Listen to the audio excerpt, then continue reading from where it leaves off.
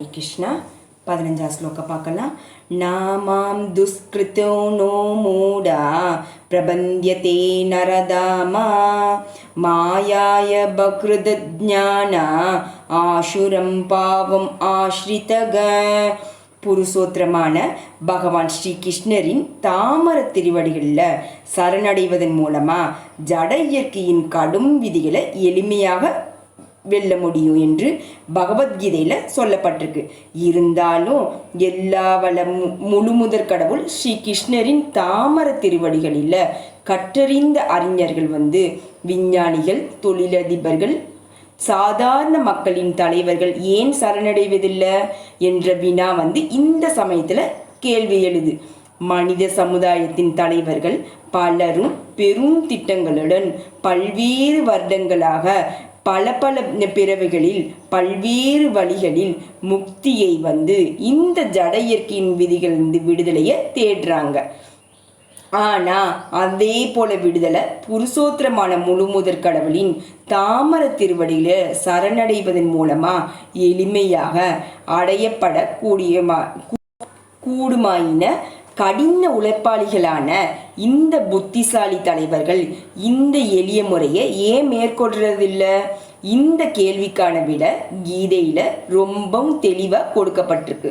உண்மையான கல்வியை பெற்ற சமூக தலைவர்களான பிரம்மா, சிவன், கபிலர், குமாரர்கள், மனு, வியாசர், தேவலர், அசிதர், ஜனகர், பிரகலாதர், பலி, அண்மை காலத்தில் சேர்ந்த மத்வாச்சாரியர், ராமானுஜாச்சாரியார், ஸ்ரீ சைத்தன்யர் என பலரும் எல்லாவல்ல அதிகாரியான பரமபுருஷரின் தாமரை திருவடிகளில் சரணடைகின்றனர்.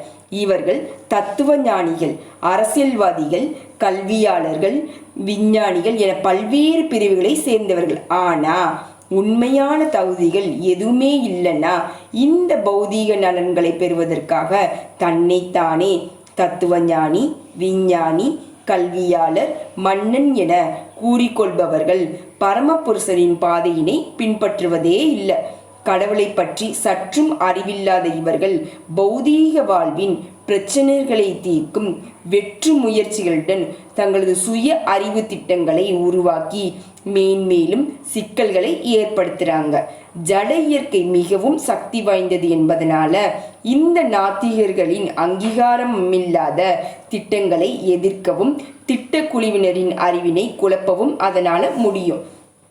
திட்டமிடும் இந்த நாத்திகர்கள் இங்க துஷ்கிருதின, அதாவது துஷ்டர்கள் என்று சொல்லால் குறிப்பிடப்படுது. கிருதினா புகழத்தக்க செயல்களை செய்தவங்க என்னும் பொருள். திட்டமிடும் இந்த நாத்திகர்களும் சில சமயங்களில் மிகுந்த புத்திசாலிகளாகவும் புகழத்தக்க செயல்களை செய்பவராகவும் இருக்கிறாங்க.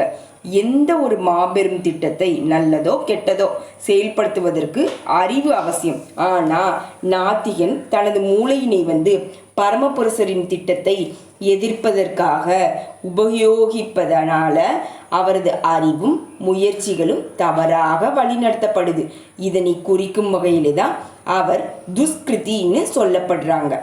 ஜடசக்தி பரமபுருஷரின் முழுமையான வழிகாட்டுதலின் கீழே இயங்குவதாக கீதையில தெளிவாக சொல்லப்பட்டிருக்கு. அதற்கு சுய அதிகாரம் இல்லை. பொருளின் அசைவுக்கேற்பதான் நிழல் அசைவது போல அது செயல்படுது. இருந்தாலும் ஜடசக்தி ரொம்பவும் பலம் பொருந்தியதாகும்.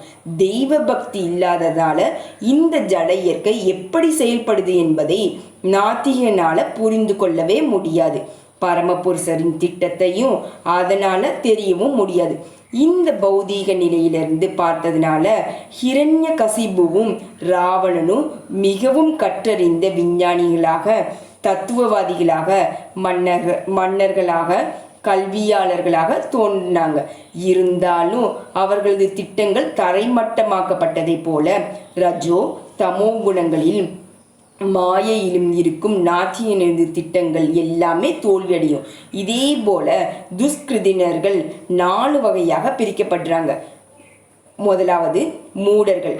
கடினமாக உழைக்கக்கூடிய சுமை தூக்கும் மிருகங்களைப் போல இவர்கள் முற்றிலும் முட்டாளத்தனமானவர்கள். இவர்கள் தங்களது உழைப்பின் பலன்களை தாமே அனுபவிக்க விரும்புகிறாங்க. அவற்றை கடவுளுடன் பகிர்ந்து கொள்ள விரும்புவதில்லை. சுமை தூக்கும் மிருகத்திற்கு சிறந்த உதாரணம் கழுதை. பணிவான அம்மிருகத்தினை அதன் எஜமானன் நன்றாக வேலை வாங்குகிறான். யாருக்காக? இரவு பகலாக உழைக்கிறேன் என்பது கூட அந்த கழுதைக்கு தெரியாது. ஒரு கத்தை புல்லால் தனது வயிற்றை நிரப்புவதிலும் எஜமானன் அடித்து விடுவானோ என்ற பயத்துடனும் சற்றே உறங்குவதும் இல்லை. பலமுறை உதைப்படும் அபாயத்திற்கு மத்தியிலும் தனது காம பசியை பெண் கழுதையுடன் இணைந்து தீர்த்து கொள்வதிலும் கழுதை திருப்தியுற்று வாழுது. சில சமயங்கள்ல பாடவும் தத்துவம் பேசவும் செய்யுது. ஆனால் அதே போல சுனைப்பு பிறருக்கு தொல்லையாக தான் இருக்குது. யாருக்காக உழைக்க வேண்டும் என்பதை தெரியாமையே பலனை நோக்கி செயல்படும் முட்டாள்களின் நிலை இதுதான். கர்மா, அதாவது செயல் என்பது யாகத்திற்காக என்பதை அவருக்கு தெரிவதே இல்லை. தானாக உண்டாக்கிய கடமைகளின் சுமையை தீர்க்க இரவு பகலாக கடினமாக பாடுபடும் சிலர் ஜீவாத்மாவின் நித்திய தன்மையை பற்றி கேட்பதற்கு தமக்கு நேரமே இல்லை என்று சொல்லுவது நாம் அடிக்கடி கேட்கிறோம். தங்களது உழைப்பின் பலனில் ஒரு சில பகுதியே அனுபவிக்கும் இந்த மூடர்கள் அழியக்கூடிய பௌதீக லாபங்களே வாழ்வின் குறிக்கோள் என்று இருக்கிறாங்க. சில சமயங்களில் இவர்களின் உடலை வருத்தி உறக்கமில்லாம இரவு பகலாக உழைக்கிறாங்க. குடற்புண், அஜீரணம் முதலிய பிரச்சனைகளை சந்தித்தாலும் ஏறக்குறைய உணவே இன்றி உழைப்பதில் திருப்தியுறுகின்றன. பொய்யான எஜமானரின் நலனுக்காக இரவு பகலாக கடினமாக உழைப்பதில் ஆழ்ந்துள்ளனர். உண்மையான எஜமானரை அறியாத இந்த முட்டாள் உழைப்பாளிகள் பணப்பைத்தியம் பிடித்து அலைபவர்களுக்கு தொண்டு செய்வதில் தங்களது விலை மதிப்பு மிக்க காலத்தை வீணடிக்கிறாங்க. துரதிர்ஷ்டவசமாக எல்லா எஜமானர்களின் பரம எஜமானரிடம் இவர்கள் ஒருபோதும் சரணடைவதே இல்லை. முறையான நபர்களிடமிருந்து அவரை பற்றி கேட்கவும் விரும்புவதில்லை. மனித கழிவுகளை தின்றும் நெய்யாலும் சர்க்கரையாலும் செய்த இனிப்புகளை ஏற்பதே இல்லை. அதே போல இந்த நிலையற்ற ஜட உடலின் புலனின்ப அலைகளை பற்றி சலிப்பில்லாம கேட்கும் முட்டாள் உழைப்பாளி ஜட உலகினை இயக்கும் நித்தியமான சக்தியை பற்றி கேட்பதற்கு மிகவும் குறைந்த நேரமே இருக்கிறது சொல்றாங்க. ரெண்டாவது, துஷ்கிருதரின், அதாவது துஷ்டர்களின் மற்றொரு வகையினர் நராதம மனிதரின் கடநிலையோர் எனப்படுவோர். நரன்னா மனிதன், அதம என்றால் கடநிலையை சேர்ந்தவங்க. 84 லட்சம் உயிரின வகையில 4 லட்சம் மனித இனத்தினர் இருக்கிறாங்க. இதுல நாகரிகம் அடையாத கீழ்நிலை மனிதரும் இருக்கிறாங்க. சமூகம், மதம் மற்றும் அரசியலில் ஒழுக்கமான கொள்கைகளை உடையவர்கள் நாகரிகமானவர்களாக கருதப்படுறாங்க. சமூகத்திலும் அரசியலிலும் முன்னேற்றம் பெற்று மத கோட்பாடுகள் இல்லாத மனிதர்கள் நாரதமர்களாக சொல்லப்படுறாங்க. மத கொள்கைகளை பின்பற்றுவதன் நோக்கம் பரம உண்மையும் அவருடனான மனிதனின் உறவையும் அறிவதுதான். அதனாலதான் கடவுளற்ற மதத்தினை மதமாக ஏற்க முடியாது. தன்னை விட உயர்ந்த அதிகாரி யாருமே இல்லை என்றும் தாமே பரம உண்மை என்று கீதையில் பகவான் தெளிவாக சொல்கிறார். சகல சக்திகளையும் பொருந்திய பரம உண்மையான புருஷோத்தரமாகிய முழுமுதற் கடவுள் ஸ்ரீ கிருஷ்ணருடனான தனது நித்திய உறவை புத்துயிர் பெற செய்வதுதான் நாகரிகமுடைய மனித வாழ்வின் பொருள். இந்த வாய்ப்பினை இழக்கிறவங்க யாராயிருந்தாலும் அவங்க நாரதம என்று சொல்லப்படுறாங்க. இப்போ ஒரு குழந்தை தனது தாயின் கருப்பையினுள்ள இருக்கும்போது அங்கிருந்து விடுபடுவதற்காக கடவுளை பிரார்த்திப்பதாகவும் வெளிவந்தவுடன் அவரை மற்றும் வழிபடுவதாக உறுதி கூறுவதாகவும் நமது சாஸ்திரங்கள் நமக்கு தெரியுது. ஒவ்வொரு உயிர் வாயிலையும் கடவுளுடன் நித்தியமாக உறவு கொண்டிருப்பதனால கஷ்டம் வரும் காலத்தில் பகவானிடம் பிரார்த்தனை செய்வது அனைவருக்கும் இயற்கையான செயல்தான். ஆனால் கருவிலிருந்து வெளியே வந்தவுடன் இந்த மாயையினால் பாதிக்கப்படும் குழந்தை தனது பிறப்பின் தொல்லைகளை மட்டுமில்லாமல் தன்னை விடுவித்தரையும் மறந்து விடுறாங்க. குழந்தைகளின் உறங்கி கொண்டுள்ள தெய்வீக உணர்வினை மீண்டும் எழ செய்வது பெற்றோரின் கடமையாகும். மத கொள்கையின் வழிகாட்டியான மனுஸ்மிருதி என்னும் நூலில் 10 விதமான தூய்மைப்படுத்தும் சடங்குகள் விதிக்கப்பட்டுள்ளன.